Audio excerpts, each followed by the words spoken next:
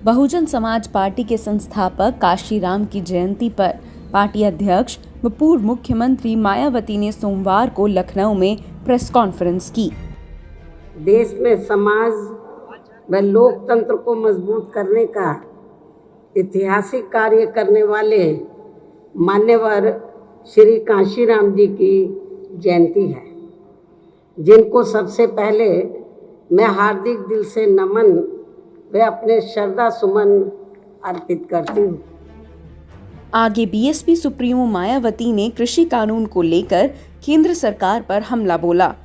उन्होंने भाजपा सरकार से तीनों कानूनों को खत्म करने की मांग की। साथ ही उन्होंने किसान आंदोलन के दौरान जान गंवाने वाले किसानों को सरकारी नौकरी देने की भी मांग की। देश में बढ़ रही पेट्रोल डीजल की कीमतों और महंगाई को लेकर भी केंद्र पर उन्होंने निशाना साधा। वह राज्यों में कांग्रेस, बीजेपी व अन्य पार्टियों की जो भी सरकारें चल रही हैं, तो वे आए दिन ऐसे नए नए नियम व कानून आदि बना रही हैं, जिसमें इनका और ज़्यादा पतन हो रहा है, जिसके तहत ही पिछले कई महीनों से देश के किसान केंद्र सरकार से इनके 3 नए बनाए गए कृषि कानूनों को वापस लेने के लिए अभी तक भी लगातार आंदोलित है। जबकि इस मामले में हमारी पार्टी ने केंद्र की सरकार से बार बार ये भी अनुरोध किया है और आज फिर से हमारी पार्टी उनसे यह अनुरोध कर रही है कि जब देश के किसान केंद्र सरकार के बनाए हुए 3 कृषि कानूनों से सहमत नहीं हैं, तो फिर केंद्र की सरकार को अपने इन तीनों कृषि कानूनों को वापस ले लेना चाहिए, तो ये उचित होगा। बीएसपी की भी ये मांग है और इस मामले में हमारी पार्टी पूरे तौर से किसानों की इस मांग के साथ खड़ी है और हमारी पार्टी यही चाहती है कि केंद्र की सरकार अपने तीनों कृषि कानूनों को जरूर वापस ले। इसके साथ साथ जिन किसानों की इस आंदोलन के दौरान मृत्यु हो गई है, तो केंद्र के साथ साथ राज्यों की सरकारें भी उनके पीड़ित परिवार को उचित आर्थिक सहायता जरूर प्रदान करें। साथ ही उनके एक सदस्य को इन्हें सरकारी नौकरी भी जरूर देनी चाहिए। इसके अलावा यहाँ मैं ये भी कहना चाहूँगी कि केंद्र व उत्तर प्रदेश सहित देश के विभिन्न राज्यों में व खासकर बीजेपी की सरकारों के चलते यहाँ पेट्रोल, डीजल व रसोई गैस आदि की बढ़ती कीमतों से आसमान छूती महंगाई व विकराल गरीबी एवं बेरोजगारी से तथा खराब कानून व्यवस्था आदि के कारण अब देश में गरीब व मेहनतकश लोगों का जीवन दिन प्रतिदिन अति कठिन होता जा रहा है। लेकिन दूसरी तरफ इसके विपरीत कोरोना के संकट काल में भी देश के कुछ पूंजीपतियों व धन्ना सेठों के अपार निजी धन में जो भारी बढ़ोतरी होती जा रही है, तो ये सरकार की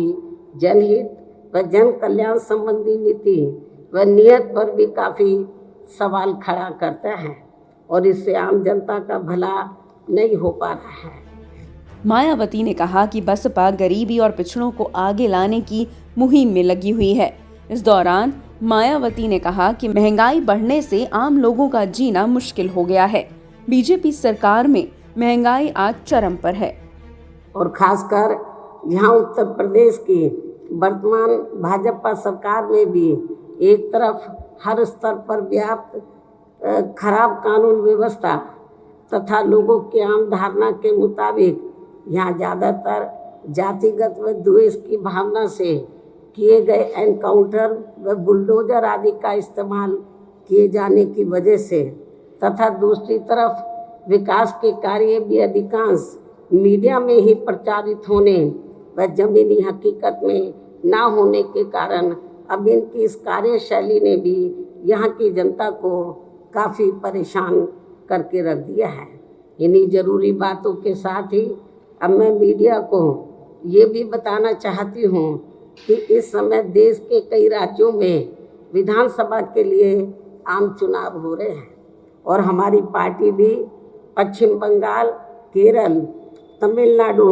व पांडिचेरी में यह चुनाव अकेले अपने बलबूते पर लड़ रही है। और इस मामले में आज मैं